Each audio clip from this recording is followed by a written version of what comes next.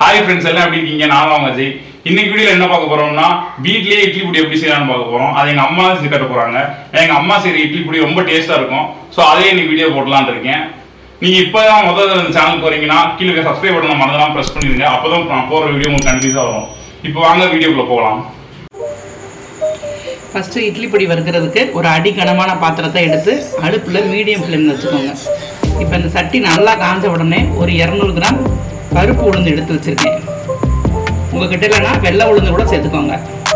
இதை போட்டு ஒரு 2 நிமிஷம் மிதமான தீயில வறுக்கணும்.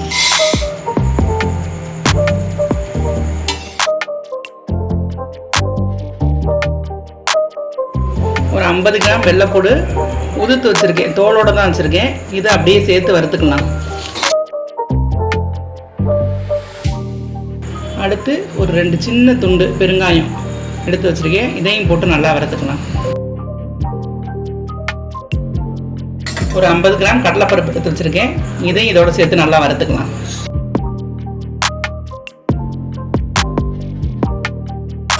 இப்போ 50 கிராம் நிலக்கடலைப்பருப்பு எடுத்து வச்சிருக்கேன். இதையும் இதோட சேர்த்து நல்லா வறுத்துக்குவோம்.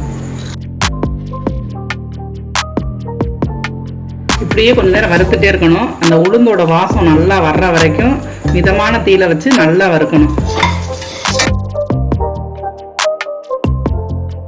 50 கிராம் எள்ளு போடுறேன்.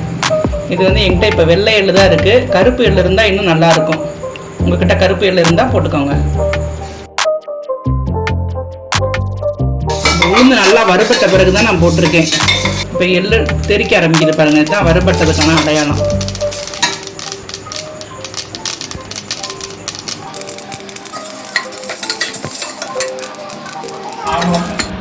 இப்போ 50 கிராம் வத்தல் எடுத்து வச்சிருக்கேன். இதை இதில் சேர்த்துக்கலாம்.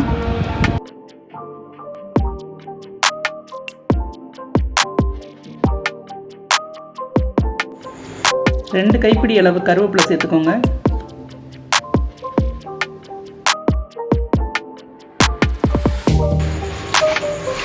இப்போ லேசாக இதை ஒரு நிமிஷம் வறுத்துட்டு அமர்த்தி விட்டுடலாம். இந்த சூட்லேயே இந்த கருவேப்பிலை நல்லா வெந்து மொறுமொறுன்னு ஆயிரும். அதுக்கப்புறம் நல்லா ஆறின பிறகு நம்ம அரைச்சிக்கலாம். இப்போ நல்லா வறுத்து வச்சதெல்லாம் ஆறிடுச்சு. இப்போ பாருங்கள், கருவேப்பிலையை காமிக்கிறேன் எப்படி உடையுதுன்னு பாருங்கள். இந்த மாதிரி உடையணும்.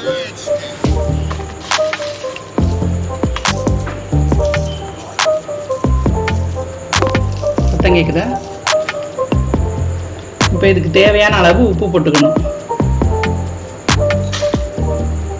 இப்போ இது மிக்சியில் நல்லா அரைச்சிடலாம்.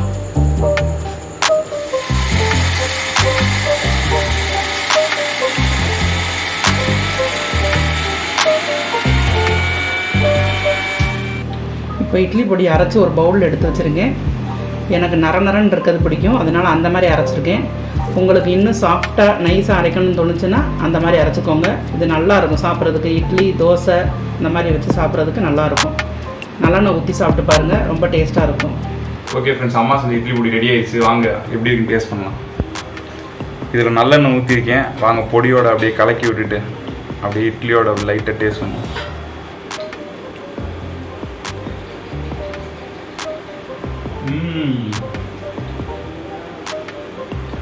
அருமையா இருக்கு.